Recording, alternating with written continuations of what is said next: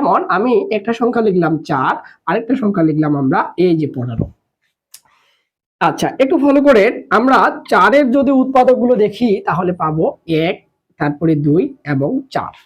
একইভাবে যদি আমরা 15 এর উৎপাদকগুলো দেখি তাহলে পাবো 1, 3, 5, 15। এই যে উৎপাদকগুলো পেয়ে গেলাম। এখন দেখেন, লক্ষ্য করেন, এর আর এর সাধারণ উৎপাদক যেটাকে আমরা বলতেছি, এই দুজনকার সাধারণ উৎপাদক শুধুমাত্র 1, আর অন্য কোনো সাধারণ উৎপাদক নেই। কারণ এর মাঝে 2 আছে, এর মাঝে 3 আছে, এর মাঝে 4 আছে, এর মাঝে 5 আছে, এর মাঝে 15 আছে, এর মাঝে 15 নাই। তাহলে এই যে 4 এবং 15 এরা পরস্পর সহমৌলিক, এরা পরস্পর কি হবে? সহমৌলিক, সহমৌলিক সংখ্যা হবে।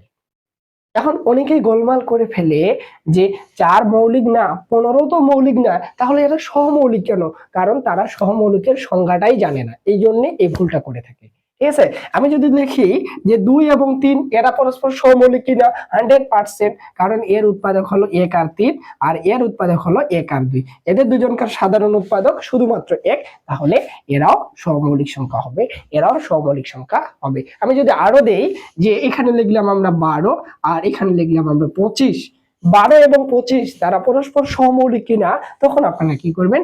12 এর উৎপাদকগুলো বের করবেন।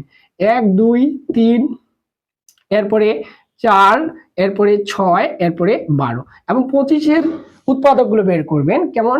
1, তারপরে 5 এবং 25। দেখেন, তাদের দুজনকার সাধারণ যে উৎপাদক, এই সাধারণ উৎপাদকটা শুধুমাত্র 1, সাধারণ উৎপাদকটা শুধুমাত্র কি 1, আর অন্য কোনো উৎপাদক নাই।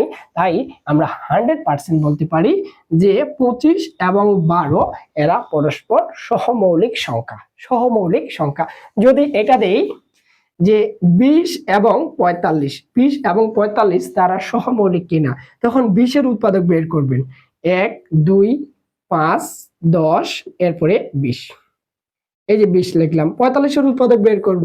1, 5, 9, তারপরে 15, 3, এরপরে 45, এই জাতীয়। এখন দেখেন, এখানেও 1 আছে, এখানে 1 আছে, এটা কমন। এখানেও 5, 10, এখানে আছে আমাদের কি? এই যে 5 মিলে গেছে 1 এর বাইরে, অর্থাৎ 1 ছাড়াও অন্য আরো উৎপাদক রয়েছে। তাহলে এরা দুজন সহমৌলিক সংখ্যা হতে পারে না, এরা দুজন সহমৌলিক সংখ্যা হতে পারে না। তাহলে আশা করা যায় বিষয়টি ক্লিয়ার হয়েছে এবং ধারণা পূর্ণাঙ্গ পেয়ে গেছেন।